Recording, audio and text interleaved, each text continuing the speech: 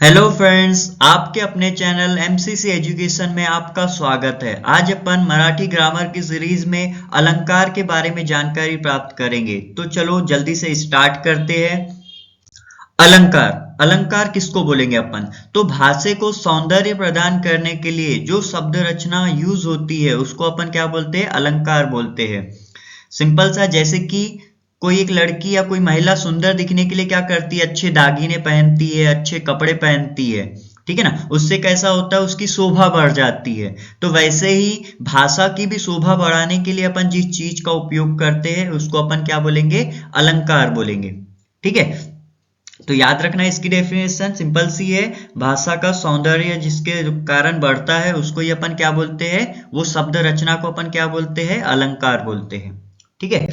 तो अलंकार के दो टाइप होते हैं, शब्द अलंकार और अर्थ अलंकार, जिसमें अपन सबसे पहले देखेंगे शब्द अलंकार। शब्द अलंकार में शब्दों के ऊपर जोर दिया जाता है। शब्द अलंकार में शब्दों के ऊपर जोर दिया जाता है, मतलब यहाँ पे शब्दों को कुछ अच्छे से, कुछ विशिष्ट तरीके से अरेंज किया जाता है जिससे कि उसका सौंदर्य निर्माण हो सके, ठीक है। इसलिए यहाँ पे शब्दों को जोड़ दिया जाता है, इसलिए इसको किसके अंदर रखा गया है? शब्द अलंकार के अंदर रखा गया है, ठीक है। शब्द अलंकार में अपन तीन टाइप देखेंगे, जिसमें सबसे पहले देखेंगे अपन अनुप्रास। अनुप्रास अलंकार में क्या होता है? यहाँ पे कोई भी वाक्य में, कोई भी ठराविक स्थान पे कोई एक शब्द बार बार रिपीट होता है, ठीक है ना। मतलब कि एग्जाम्पल के तौर पे अपन समझेंगे, आज गोकुळात रंग खेळतो हरी, राधिके जरा जपून जा तुझ्या घरी। तो देखो यहाँ पे ठराविक किनारे, मतलब देखो यहाँ पे रिपीटेशन हो रहा है कोई एक शब्द का, ज ज हो रहा है, रिपीटेशन हो रहा है। तो ऐसे शब्द जो रिपीटेट करते हैं, बार बार रिपीट होते हैं कोई वाक्य में, तो यहाँ पे क्या हो रहा है? उसके कारण सौंदर्य निर्माण हो रहा है। ये वाक्य में क्या हो रहा है? सौंदर्य निर्माण हो रहा है। किसके कारण? एक शब्द की पुनरावृत्ति हो रही है उसके कारण। तो ऐसे वाक्यों को क्या कहा जाता है? अनुप्रास अलंकार कहा जाता है, ठीक है ना। ऐसे वाक्यों को अपन कौन से अलंकार के अंदर रखते हैं? तो अनुप्रास के अंदर रखते हैं। सिंपल सा, अनुप्रास में क्या, अनुप्रास अलंकार में क्या होगा? शब्दों की पुनरावृत्ति होती, जैसे कि सेकेंड एग्जाम्पल देखेंगे अपन, पोटा पुरता पसा पाहिजे, नको पिकायला पोळी, देना याचे हात हजारो, दुर्भर माझी झोळी। तो देखो यहाँ पे भी प प का रिपीटेशन है, प प का रिपीटेशन हुआ है, ठीक है ना। तो यही आपका जो रिपीटेशन हो रहा है, एक ही अक्षर की जो पुनरावृत्ति हो रही है जिसके कारण वाक्य को सौंदर्य निर्माण हो रहा है, तो ये ऐसे वाक्य किसके अंदर रखा जाता है? अनुप्रास अलंकार के अंदर रखा जाता है, ठीक है। तो अनुप्रास अलंकार आपको समझ गया होगा, इसमें क्या होता है? शब्दों की पुनरावृत्ति होती है, ठीक है। नेक्स्ट अपन देखेंगे यमक अलंकार। यमक अलंकार में क्या होगा?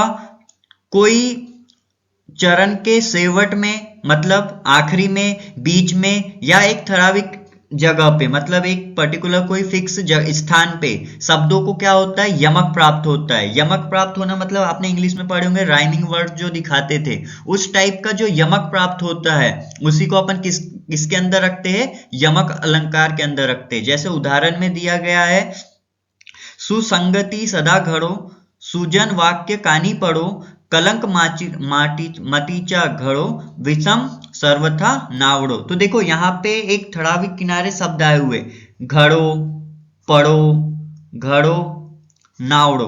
तो ये क्या है? राइमिंग वर्ड, मतलब कि ये एक यमक प्रदान कर रहे वाक्य में। तो इस टाइप के जो वाक्य रखे जाते हैं, ये किस में रखे जाते हैं?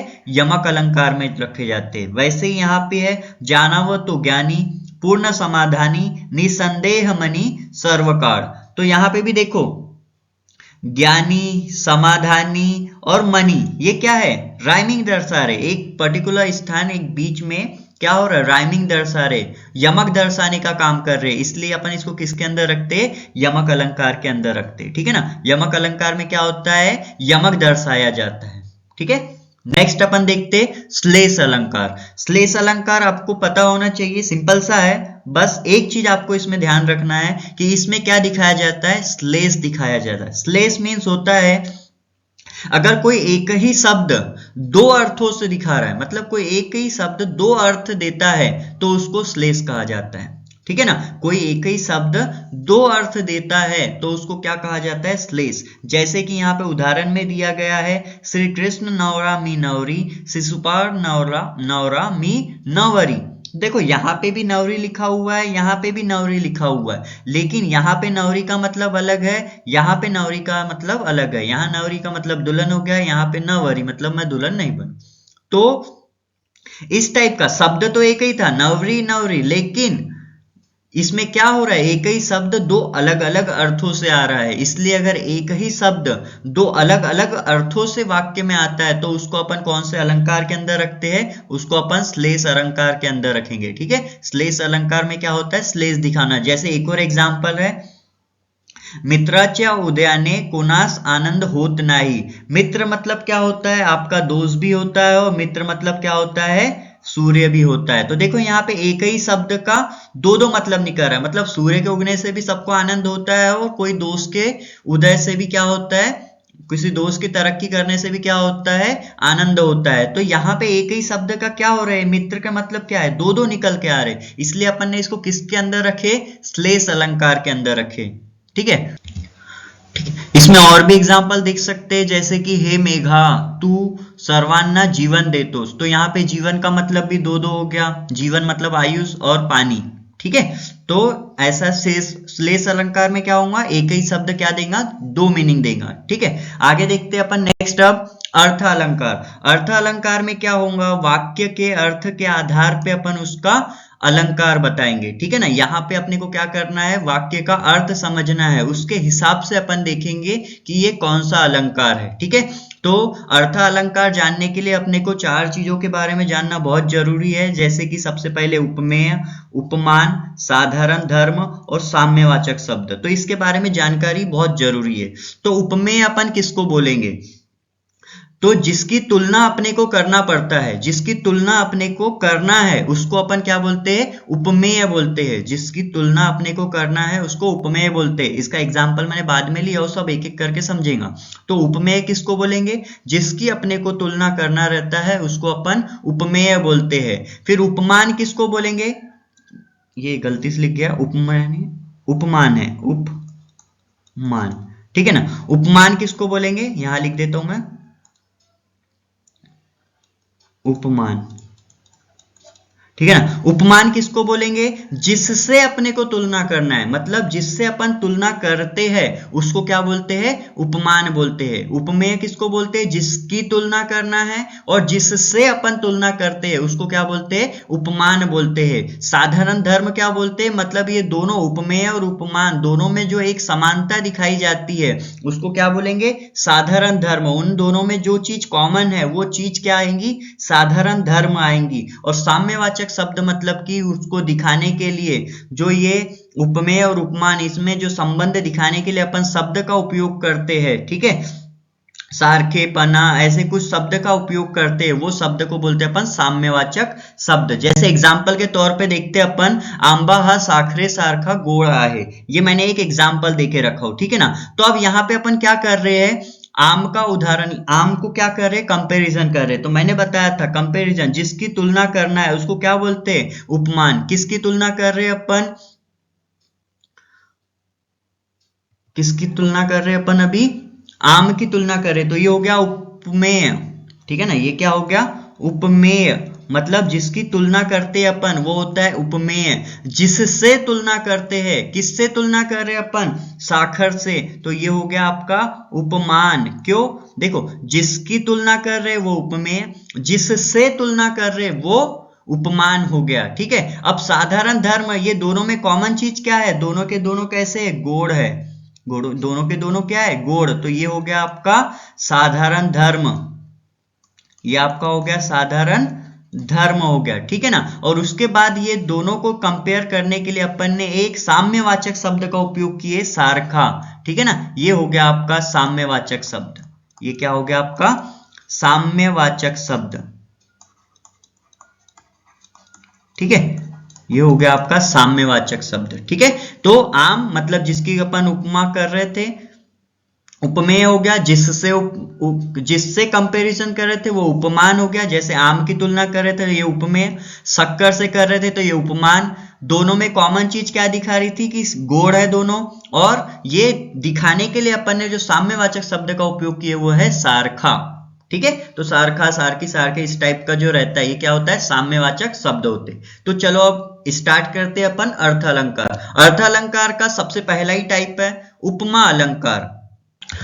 उपमा अलंकार में अपन क्या करते हैं, किसी भी चीज को दूसरे की उपमा देते हैं, किसी भी चीज को दूसरे से कंपेयर करते हैं, उसको उसकी उपमा देते हैं। ठीक है ना, उपमा देना पड़ता है यहाँ पे, एक चीज की दूसरे में क्या देंगे अपन, उपमा। जैसे एग्जांपल में मुंबईची घरे मात्र लहान कबूतराच्या खुडारा सारखी। तो देखो मुंबई की जो घरे है इसको अपन ने किससे कंपेयर कर दिए है, कबूतराच्या खुडारा सारखी। तो यहाँ पे क्या हुई है, अपने को अपन ने क्या किए, कंपैरिजन कर दिए, किससे, मुंबई की घर को उपमा दे दिए कबूतर के खुडारा सारखी है करके। ठीक है, तो ये हो गया आपका उपमा देना, मतलब किसी को अपन किसी से कंपेयर कर देते हैं। जैसे सावळा रंग तुझा पावसाळी नफा परी, मतलब सावला रंग है तुझा, किसके जैसी, तो इसके जैसी। ठीक है, आभाळागत माया तुझी आम्हावरी राहू दे, ये सब एग्जाम्पल क्या है, उपमा दे रहे अपन। और एक और चीज याद रखने वाली पॉइंट इसमें ये है कि उपमा अलंकार में उपमा देते समय जो अपन साम्यवाचक शब्द का उपयोग करते हैं वो साम्यवाचक शब्द होता है सारखा,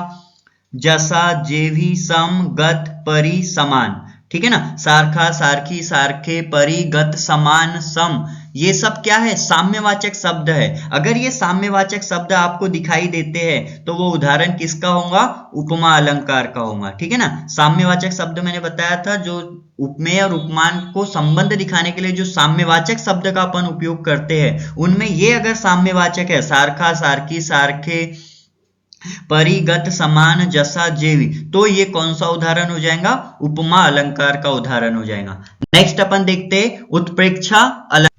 उत्प्रेक्षा अलंकार में क्या होता है, इसमें जो अपन उपमेय की कंपैरिजन करते हैं वो उपमान ही है, समझ लेते हैं। मतलब कि उपमेय ये जनुकाय क्या है, उपमान ही है। ऐसी अगर अपने को संकल्पना होती है तो उसको किसके अंदर रखे अपन ने, उत्प्रेक्षा अलंकार के इसमें रखे। उपमेय क्या है, उपमेय जनुकाय उपमानच है, मतलब उपमेय जनु उपमानच है, मतलब उपमेय की तुलना अपन किससे कर देते हैं, उपमान से, कि ये उपमेय नहीं है ये उपमानच है, ऐसा अगर अपन बोल देते हैं तो वो उत्प्रेक्षा उत्प्रेक्षा अलंकार होता है। जैसे उदाहरण के लिए, ती गुलाबी उषा म्हणजे परमेश्वराची प्रेम जनु, मतलब गुलाबी उषा का अपन ने कंपैरिजन किससे कर दिए, डायरेक्ट परमेश्वर की प्रेम जनु से कर दिए। ठीक है, जैसे एक और एग्जांपल है यहाँ, किती माझा कोंबडा मजेदार, मान त्याची किती बागदार, शिरोभागी तांबडा तुळा हाले, जनु जास्वंदी फूल उमरले। तो यहाँ पे भी देखो, यहाँ पे भी जो साम्यवाचक शब्द है वो किस टाइप के आते, तो जनु, जनुकाय, गमे, वाटे, भासे, की, ऐसे अगर साम्यवाचक आपको शब्द देखने मिलते हैं तो वो किसका उदाहरण हो जाएगा, उत्प्रेक्षा अलंकार का हो जाएगा। ठीक है, तो साम्यवाचक शब्द देख के भी आप इसमें बता सकते हो कि ये कौन सा अलंकार है। ठीक है, उत्प्रेक्षा अलंकार के कौन से होते हैं साम्यवाचक शब्द, जनु, जनुकाय, गमे, वाटे, भासे, की। देखो यहाँ पे आया हुआ है, जनु आया हुआ है, आप डायरेक्ट ये देख के बता सकते हो कि ये किसका उदाहरण है, उत्प्रेक्षा अलंकार का उदाहरण है। यहाँ पे भी देखो एग्जाम्पल में आया हुआ है जनु, जनु आया है, मतलब किसका उदाहरण है, ये उत्प्रेक्षा अलंकार का है। मतलब अगर साम्यवाचक शब्द आपको जनु, जनुकाय, गमे, वाटे, भासे, की ऐसे मिल जाते हैं तो ये कौन सा अलंकार हो जाएगा, उत्प्रेक्षा अलंकार हो जाएगा। ठीक है, नेक्स्ट देखते हैं अपन रूपक अलंकार। रूपक अलंकार में क्या होता है, इसमें उपमेय और उपमान दोनों को एक रूप दिखाते हैं, मतलब उपमेय और जो उपमान है दोनों एक ही है, वो अलग नहीं है। इस टाइप का अगर दिखाया जाता है तो वो रूपक अलंकार के अंदर रखा जाता है। जैसे बाई काय सांगो स्वामीची दृष्टि अमृताची दृष्टि मज होय, मतलब स्वामी की दृष्टि और अमृताची दृष्टि जो है दोनों एक ही है, एक रूप है। ऐसा अगर यहाँ पे समझ में आ रहा है तो ये किसका उदाहरण हो जाएगा, आपका रूपक अलंकार का। जैसे लहान मुळे म्हणजे मातीच्या गोळात, मतलब लहान मुले को माटी के घोड़े से क्या कर दिया है, एक रूप बता दिया है कि ये क्या है, यही है। उपमेय क्या है, उपमान ही है, दोनों में एक रूपता दिखा दिया है। ठीक है, दोनों में अगर एक रूपता दिखा रहा है तो ये किसका उदाहरण हो जाता है, रूपक अलंकार का। ठीक है, लहान मुले म्हणजे मांचीचा घोड़ा, आकार घ्यावा तशी मूर्ति घडते, मतलब लहान मुरे को और माती के घोड़े को, दोनों को क्या दिखा दी है, दोनों की एक रूपता दिखा दी है। ठीक है, तो नेक्स्ट अपन देखते हैं आगे, अनन्वय अलंकार। इसमें क्या होता है, जब अपने को उपमेय की तुलना किसी और चीज से करने को नहीं मिलती तो अपन उपमेय की तुलना उपमेय से ही कर देते हैं, उपमेय की तुलना उपमेय से ही कर देंगे, उपमेय की तुलना उपमेय से ही करना पड़ता है क्योंकि अपने को उससे अच्छी और कोई चीज मिलती नहीं है। तो ये जहां पे दिखाया जाता है उसको अपन अनन्वय अलंकार के अंदर रखेंगे। अनन्वय अलंकार में क्या होता है, उपमेय की तुलना उपमेय से ही कर देते हैं। मतलब कि एग्जाम्पल में देख लो, आई सारखी प्रेमळ आईच, मतलब आई की तुलना किससे की अपन ने, आई से ही किए। आहे ताजमहल एक जगती तोच त्याचा नफा परी, तो क्या ताजमहल की तुलना ताजमहल से ही कर दी है अपन ने, तो ये भी किसका उदाहरण हो जाएगा, अनन्वय अलंकार का हो जाएगा।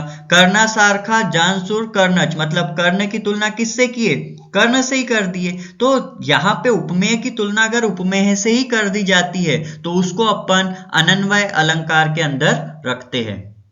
आगे देखते हैं अपनहुति अलंकार। अपनहुति अलंकार में क्या होता है, यहाँ पे अपन उपमेय को छुपाकर ये उपमान ही है ऐसा बताते हैं। अपनहुति मतलब क्या होता है, लपने होता है, छुपाना होता है। तो यहाँ अपन क्या छुपाते हैं, यहाँ अपन उपमेय को छुपा के उपमान ही है ऐसा बताते हैं। एग्जाम्पल के लिए अपन देखते हैं, ये एग्जाम्पल गलत है, इसको हटा देंगे अपन। एग्जाम्पल के लिए, हा आंबा नाही ही साखरच आहे, मतलब ये आम नहीं है ये शक्करच है। तो ये क्या हो गया, हा आंबा नाही ही साखरच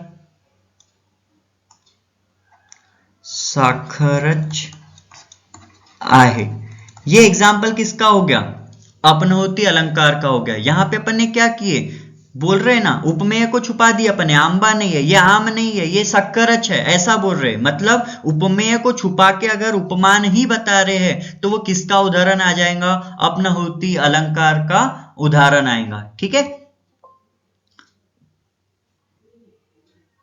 उसके बाद अतिशयोक्ति अलंकार। अतिशयोक्ति अलंकार में क्या होता है, यहाँ पे कोई चीज अपन फुगवून बताते, फुगवून सांगितने मतलब क्या होता है, जो चीज होती है उससे ज्यादा बढ़ के बता देते अपन बोलते हैं ना बहुत फेंकता है, उस टाइप का बताते हैं, है ना। अतिशयोक्ति मतलब बहुत ज्यादा फेंकना, है कि नहीं। जैसे कि एक तीर होता 7 जनांनी खाल्ला। अब बताओ, जब एक तिल है तो उसको तिल कितना सा रहता है, उसको 7 जन खा सकते कि नहीं। तो अपन जो वाक्य में ऐसा बताते जो पॉसिबल नहीं है, ऐसी चीजें जो शक्य नहीं है, इस टाइप की जो चीजें अपन बताते हैं वो किसके अंदर रखा जाता है, अतिशयोक्ति अलंकार के अंदर रखा जाता है। जैसे कि एक और एग्जाम्पल है यहाँ पे, अरे राहुल तुला शोधायला सारा गांव पार्था घाटला, मतलब कि उसको गांव पूरा शोधने के लिए आएगा क्या, नहीं। तो ये क्या हो गया, अतिशयोक्ति अलंकार का उदाहरण हो गया। इतना ज्यादा हो सकता है क्या, नहीं। तो जहां अपन को शक्यता निर्माण होगी कि इतना ज्यादा हो सकता है क्या, नहीं, तो ऐसे वाक्य किसके अंदर आएंगे, अतिशयोक्ति के अंदर आएंगे। इसमें क्या करते हैं अपन, ज्यादा का बता देते हैं। ठीक है, आगे देखेंगे अपन। नेक्स्ट है अपना स्वभावोक्ति अलंकार। स्वभावोक्ति अलंकार में क्या होता है, अगर कोई चीज का अपन सेम टू सेम जैसे का वैसा वर्णन करते हैं, अगर अपन कोई चीज का जैसे का वैसा वर्णन करते हैं तो उसको किसके अंदर रखा जाता है, स्वभावोक्ति अलंकार के अंदर रखा जाता है। जैसे का वैसा, कोई वस्तु स्थान या कोई व्यक्ति का अपन हूबहू अगर जैसे का वैसा वर्णन करते हैं तो उसको किसके अंदर रखा जाएगा, स्वभावोक्ति अलंकार के अंदर रखा जाएगा। जैसे मातीस्ते पसरले अति रम्य पंख, केले वरी उदर पांडुर निष्कलंक, चंचू तसीत उघड़ली पद लांब विले, निष्प्राण देह पड़ला श्रम ही निघालो। तो क्या है, जैसे का वैसा अपन ने एक पक्षी का वर्णन कर दिए है, ठीक है ना, कि उसके पैर पसर गए थे, पंख उसके कीचड़ में फंस गए थे, उधर उसका ऊपर था, ये सब क्या बता रहे, जैसे का वैसा अपन वर्णन कर रहे। तो किसी वस्तु व्यक्ति या कोई स्थान या कोई घटना का अगर अपन जैसे का वैसा वर्णन करते तो वो किसके अंदर रखा जाता है, स्वभावोक्ति अलंकार के अंदर रखा जाता है। जैसे एक और दिया हुआ है एग्जाम्पल के लिए, गणपत वाणी वीडी पितांना चावायची नुसतीच कडी अन मनायच्या मनासी की या जागेवर बांधीन मांडी। मतलब कि क्या है, एक व्यक्ति का अपन ने हूबहू क्या कर दिए, वर्णन कर दिए कि वो क्या करता है, बीड़ी पीते हुए क्या कर रहा है। तो ये सब क्या है, जैसे का वैसा अपन ने एक चीज का वर्णन कर दिए, तो वो किसके अंदर रखा जाता है, स्वभावोक्ति अलंकार के अंदर रखा जाता है। ठीक है, उसके बाद नेक्स्ट अपन देखते हैं अन्योक्ति अलंकार। इसमें क्या होगा, अपन किसी व्यक्ति को डायरेक्टली ना बोलते हुए इनडायरेक्टली जो वाक्य बोलते हैं उसको अपन अन्योक्ति अलंकार के अंदर रखते हैं। मतलब कि अपन को बोलना तो सामने वाले व्यक्ति को है, लेकिन अगर सामने वाला व्यक्ति अपने से बड़ा है या अपन उसको डायरेक्ट नहीं बोल पाते तो अपन दूसरी चीज का उदाहरण लेके उसको बोलते हैं। मतलब कि अपन बोलते तो दूसरा उदाहरण, लेकिन वो व्यक्ति को समझ में आ जाता है कि ये किसको बोला है उसने, तो हमको बोला है। जैसे कि कोई कभी बहुत जोर जोर से बातें कर रहा है या अपने घर वाले जोर जोर से बोल रहे हैं, अपन घर वालों को तो डायरेक्ट नहीं बोल सकते, तो अपन अपने छोटे भाई वगैरह को चिल्ला देते हैं या इसको चिल्ला देते कि आवाज कम कर करके, तो अपन के बड़े लोग खुद ही आवाज कम कर दे क्योंकि उनको समझ में आ जाता है कि ये हमको बोला गया है। ठीक है, तो वैसी अन्योक्ति अलंकार में क्या होगा, अपन डायरेक्टली वो व्यक्ति को नहीं बोलेंगे, लेकिन वो व्यक्ति के लिए ही कोई दूसरे शब्द का उपयोग करके बोलेंगे। जैसे उदाहरण के लिए है सर्द्याची घाव कूपण्यापर्यंत। तो देखो यहाँ पे क्या हो रहा है, कोई एक सामने वाले व्यक्ति को ये वाक्य बोला गया है, लेकिन व्यक्ति का नाम न लेते हुए यहाँ उदाहरण किसका दे दिया है, सड़क का दे दिया है। ठीक है, तो वही अपन बोला गया ये व्यक्ति को है, लेकिन अपन ने किसके उदाहरण किसका ले लिए, सरडा का। ठीक है, तो ऐसे उदाहरण जब अपन आपने डेली लाइफ में भी बहुत यूज किए होंगे इस टाइप के। अपन क्या करते हैं, किसी को बोलना है अपने को, तो अपन पर्टिकुलर उसको ना देते हुए ताने जो मारते नहीं है कि अपन दूसरी बातें बोल बोल के, तो वो चीज होती है अन्योक्ति अलंकार में। ठीक है, तो आगे देखते हैं अपन व्यतिरेक अलंकार। इसमें क्या होता है, इसमें उपमेय को उपमान से भी श्रेष्ठ बता दिया जाता है। यहाँ पे क्या होता है, उपमेय को उपमान से भी श्रेष्ठ बताया जाता है।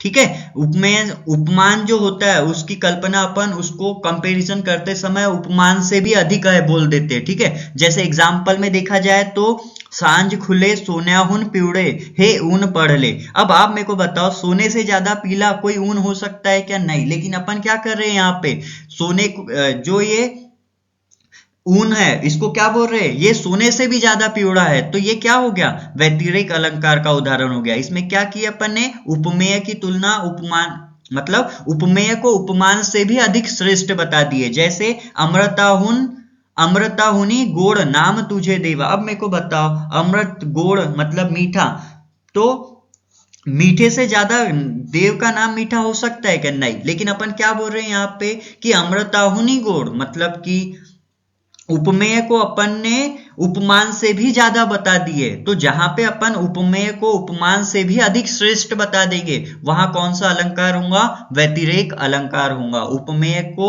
उपमान से भी अधिक श्रेष्ठ बताया जाता है। ठीक है, नेक्स्ट अपन देखेंगे आगे अर्थान्यास अलंकार।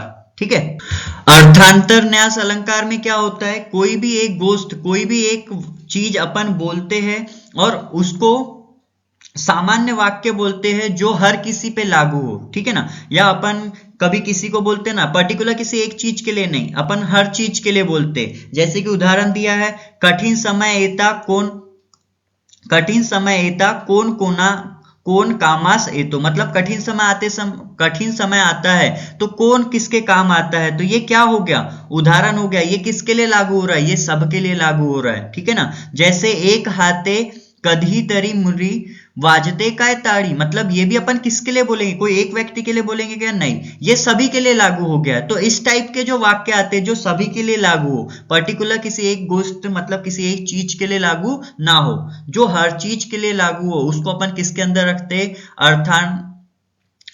अर्थांतर न्यास अलंकार के अंदर रखते। ठीक है, नेक्स्ट अपन आगे देखते हैं अब चेतना गुणोक्ति अलंकार। इसमें क्या होता है, सिंपल सा है, कोई निर्जीव वस्तु का उदाहरण लेके अपन सजीव वस्तु के जैसे, कोई निर्जीव वस्तु का उदाहरण अपन अगर सजीव वस्तु के जैसी कल्पना करते हुए उदाहरण लेते हैं तो उसको किसके अंदर रखा जाता है, चेतना गुणोक्ति अलंकार के अंदर रखा जाता है। मतलब कि कोई निर्जीव वस्तु को अपन सजीव के जैसे बोलेंगे। जैसे उदाहरण के लिए है, चाफा बोले ना, चाफा चाले ना, चाफा खत करीना, काही केलेला फुलेना। तो ये क्या है? ये एक चाफा क्या है? निर्जीव वस्तु, निर्जीव चीज वस्तु के बारे में, और उसको क्या कर दिया अपने सजीव वस्तु के जैसे बोल रहे कि वो बोलता है, वो चलता नहीं है, इस टाइप का। तो मतलब कोई अगर निर्जीव वस्तु का उदाहरण अपन सजीव जैसे कर रहे हैं, उसकी कल्पना अपन सजीव के प्रमाणे, मनुष्य के प्रमाणे, मतलब कोई एक चाफा है, वो बोल सकता है क्या? नहीं बोल सकता। चल सकता है क्या? नहीं चल सकता। फिर भी अपन ने उसको वाक्य में यूज किए कि बोले ना, चाले ना। ठीक है, तो इस टाइप की जो उदाहरण आते हैं, ये किसके अंदर रखे जाते हैं? चेतना गुणोक्ति अलंकार के अंदर रखे जाते हैं। ठीक है, मतलब मनुष्य के जैसे उसको कंपैरिजन किया जाता है, जबकि वो चीज उसके ऊपर लागू नहीं होती। ठीक है, आगे देखते नेक्स्ट अपन दृष्टांत अलंकार। दृष्टांत अलंकार में क्या होता है? यहाँ पे क्या होता है, अपन लोग डेली लाइफ में जो वाक्य यूज करते हैं, जैसे कि मेरे को कॉलेज के दिन वापस होना, काश मेरा बचपन वापस आ जाता, तो बचपन में अपन ये करते, इस टाइप के अपन जो वाक्य बोलते हैं ना, तो उस टाइप के वाक्यों को अपन किसके अंदर रखते हैं? दृष्टांत के अंदर रखते हैं। मतलब एग्जाम्पल के थ्रू आपको अच्छा समझेगा। जैसे लहानपण देगा देवा, मूंगी साखरेचा रवा, एरावत रत्न थोड़ा, त्यासी अंकुशाचा मार। मतलब कि मेरे को क्या बोल रहा है ये एग्जाम्पल में? लहानपन देगा देवा, मतलब मेरे को बचपन वापस दे दे। मूंगी साकर ऐसा लवा, मतलब कि जो इसका उदाहरण का मतलब क्या है कि एक चींटी है, उसको जब वो छोटी रहती है तो उसको शक्कर का रवा खाने को मिलता है, और जब ऐरावत रत्न थोड़ा त्यारा अंकुशाचा मार, मतलब ऐरावत मतलब हाथी जो बड़ा रहता है, उसको अंकुश लगाने के लिए उसपे मारते हैं, उसमें जो रस्सी रहती है उससे अंकुश लगाया जाता है। तो वही इसमें बोला गया है, एक दृष्टांत किया गया है कि लहानपन देगा देवा, मतलब मेरे को बचपन दे। अब उसने बताया है, उसको डिटेल में बताया कि क्यों होना उसको लहानपन, क्यों होना? क्योंकि छोटी चींटी छोटी रहती है तो उसमें उसको शक्कर खाने को मिलती है, और हाथी बड़ा रहता है तो उसको अंकुश लगाया जाता है, उसको मार खानी पड़ती है। तो ये हो गया दृष्टांत, मतलब अपन एक विशिष्ट चीज बोलते हैं और उसके ऊपर उसको बताते हैं कि ऐसा क्यों क्यों होना, हमको ये ऐसा क्यों किया जाए, तो उसको किसके अंदर रखा जाता है?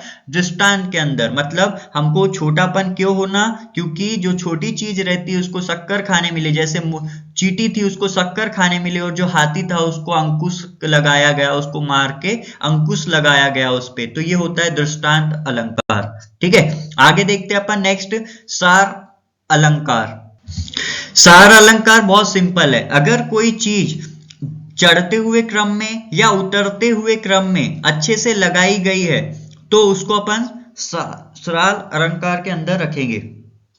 सार अलंकार में क्या होता है? कोई चीज क्या होगा, या तो चढ़ते हुए क्रम में लगाई जाएंगी या तो उतरते हुए क्रम में। जैसे उदाहरण दिया हुआ है, विद्या विना मति गेली, मति विना नीति गेली, नीति विना गति गेली, गति विना वित्त गेले, वित्त विना क्षुद्र खचले, इतके अनर्थ एक अविद्य ने केले। तो क्या हो रहा है देखो, विद्या बिना मति गेली, अब मति गई, अब मति के बारे में बताया, मति बिना नीति गेली, अब नीति के बारे में बताएगा, नीति बिना गति गेली, फिर गति के बारे में बताया, गति बिना वित्त गेले, फिर वित्त के बारे में, वित्त बिना क्षुद्र खचले। तो ये क्या हो रहा है? एक क्रम अनुसार, एक ऊपर से लेके नीचे लाते जा रहा है, लाते जा रहा है, तो एक क्रम अपने को बता रहा है। तो उतरता हुआ क्रम या चढ़ता हुआ क्रम में कोई चीज दी हुई रहती है वाक्य में, तो उसको अपन सार अलंकार के अंदर लिखते हैं। ठीक है, आगे देखते हैं अपन व्याजोक्ति अलंकार। व्याजोक्ति में क्या होता है? अपन क्या होता है, सही चीज ना बताते हुए कोई दूसरी चीज उसके रिलेटेड बता देते हैं। जैसे कि अपने को बहुत गम है, बहुत दुख है, और जिसके कारण अपने को रोना आ रहा है, लेकिन अपन को अगर कोई पूछ लेता है क्या हुआ, तो अपन क्या बोलते हैं कि अब मेरे आंख में क्या चले गया था? कचरा चले गया था, तो इस कारण मेरे आंख में आंसू आ रहे हैं। या तो कभी बैठे बैठे अपन किसी को याद करते हुए रोते हैं और अपने को पूछ लेता है वो क्यों रो रहे, तो अपन क्या बोलते हैं कि मैं प्याज काट रहा था अभी इसलिए आंसू आ गए मेरे आंख में। तो यही कारण है। मतलब व्याजोक्ति में क्या होगा, अपन उसका ओरिजिनल रीजन ना बताते हुए उसको कुछ दूसरा ही उदाहरण दे देंगे, कोई दूसरी चीज उसको बता देंगे, उसको छुपा के झूठ बोल देंगे, तो वो किसके अंदर रखा जाता है? व्याजोक्ति के अंदर रखा जाता है। जैसे एता छेन विभोनाचा पानी नेत्रामध्ये दिसले, डोळ्यात काय गेले, मतलब कि पानी उसको किस कारण आ रहा था, दूसरे कारण, लेकिन उसने क्या पूछा कि मेरे आंख में काय को पानी आ रहा है, मतलब कि कचरा गया या ऐसा, इस टाइप का वो पूछ रहा है। तो व्याजोक्ति में क्या होगा, अपन सही चीज ना बताते हुए कोई दूसरी चीज, झूठी चीज बता देते। जैसे एग्जाम्पल मैंने आपको बताया कि अगर अपन किसी को याद कर रहे हो, अपने आंख से आंसू निकल रहे हो, और कोई अगर व्यक्ति अपने को उस टाइम आके पूछ लेता है क्या हुआ, तो अपन क्या बोल देते, या तो मेरे आंख में कचरा गया, या तो प्याज काट रहा था इसलिए आंख में आंसू आ गए। तो इस टाइप का जो उदाहरण रहते वो किसके अंदर आते, व्याजोक्ति अलंकार के अंदर आते। आगे अपन देखते व्याज स्तुति अलंकार। देखो व्याजोक्ति अलग था, व्याज स्तुति अलग अलग अलंकार है, ठीक है ना। इसमें क्या होता है, जब अपन किसी व्यक्ति की बाहर से तारीफ करते हैं लेकिन अंदर से अपन उसकी निंदा करते, या बाहर से अपन उसको खराब खराब बोलते और अंदर से अपन उसकी इज्जत करते, तो इस टाइप के जो वाक्य रहते, मतलब कि अपन बाहर से उसको खराब बोल रहे लेकिन अपन अंदर से उसकी इज्जत कर रहे, या तो अपन उसकी बाहर से तारीफ कर रहे हैं लेकिन अपन अंदर उसकी क्या कर रहे, इज्जत कर रहे। तो इस टाइप के जो वाक्य रहते हैं वो व्याज स्तुति के अंदर रखे जाते हैं, है ना। यहाँ लिखा ही हुआ है, देख लो कि आतून निंदा के लिए जाते किंवा बाहर निंदा के लिए जाते, मतलब कि या तो क्या होगा, अपन बाहर से उसकी क्या करेंगे, स्तुति करेंगे, मतलब बाहर से उसकी तारीफ करेंगे लेकिन अंदर से क्या करेंगे, उसकी निंदा करेंगे, या तो बाहर बाहर अपन उसकी निंदा करेंगे लेकिन अंदर में उसकी क्या करेंगे, स्तुति करेंगे, मतलब इज्जत करेंगे। तो इस टाइप के जो वाक्य रहते हैं वो व्याज स्तुति अलंकार के अंदर रखे जाते हैं। जैसे पहाता पानी सुटे, खाता दांत टूटे, लाड़ो असा बरवा, सुगरन तू खरी।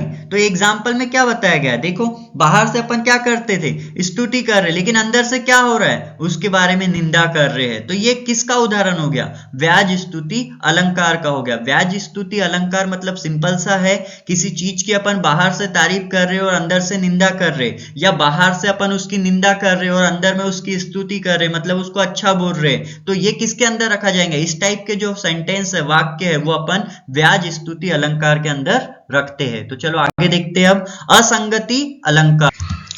इसमें क्या होगा, इसमें इस टाइप के वाक्य आते हैं जिसमें कैसा, अपन एक चीज अपने लिए बोलते हो, उसका रिएक्शन क्या होता है, दूसरे के ऊपर होता है, ठीक है ना। जैसे कि अपन कभी कभी बोलते बोलते वाक्य बोलते हैं ना कि भूख मेरे को लगी है और पेट तेरा दर्द दे रहा है। तो इस टाइप के जो सेंटेंस असंगति के अंदर रखे जाते हैं। असंगति अलंकार के अंदर किस टाइप के आएंगे, मतलब अपन एक चीज अपने लिए बोलते हैं और वो होती दूसरे के ऊपर है। जैसे उदाहरण, गुलाब माझ्या हृदयासी फुलला, रंग तुझ्या गाली खुलला, मतलब कि गुलाब मेरे हृदय में फूला और रंग क्या आ गया, उसके चेहरे पे आ गया, उसके गाल पे आ गया। तो ये उदाहरण किसका हो गया, देखो ये एक चीज अपने जगह हुई, यहाँ पे हुई, और उसका रंग दूसरे के इसमें दिख रहा है। तो इस टाइप के जो उदाहरण रहते हैं वो असंगति के अंदर रखा जाता है।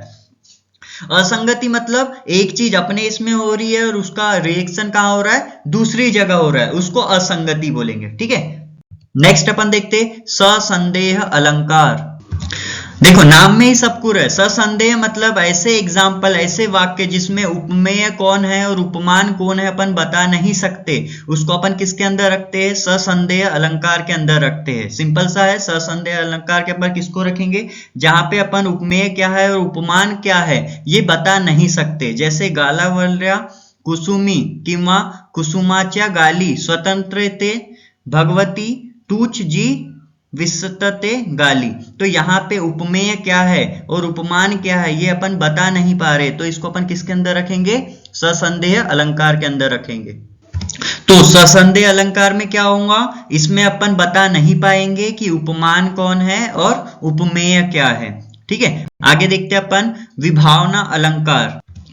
तो ये इंपॉर्टेंट नहीं है, इंपॉर्टेंट अपन स्टार्टिंग में देख लिए, फिर भी इसको याद रखने के लिए अपन याद रख सकते। विभावना अलंकार में क्या होता है, तो यहाँ पे कोई एक कारण, उचित कारण, योग्य कारण से अपन क्या करते हैं, कर्तव्याची उत्पत्ति, मतलब उद्देश्य की उत्पत्ति होती है वो बताते हैं। जैसे कि न ताप निवला, तृष्णा न समली, रजे माखरे शरीर, अर्जुनी ही नसे कमर, एक ही चाखरे। तो ये वाक्य में क्या हुआ है, कर्ता की भूमिका अलग अलग निर्माण होते हुए दिखाई दे रही है। जैसे कि उसकी उत्पत्ति कैसे, विभावना मतलब इसमें क्या हो रहा है, कर्ते की उत्पत्ति हो रही है, यहाँ पे क्या हो रहा है, सिंपल सा है, कर्ता की क्या होगी, उत्पत्ति होगी। ये उतना इंपॉर्टेंट नहीं है, लेकिन फिर भी आपको याद रखना है कि विभावना अलंकार किसको बोलते हैं। तो अलग अलग कारण के थ्रू कर्ता की भूमिका निर्माण होती है, अलग अलग भूमिका निर्माण होती कर्ता की, किसमें, विभावना अलंकार में। ठीक है, नेक्स्ट अपन देखते विरोधाभास अलंकार।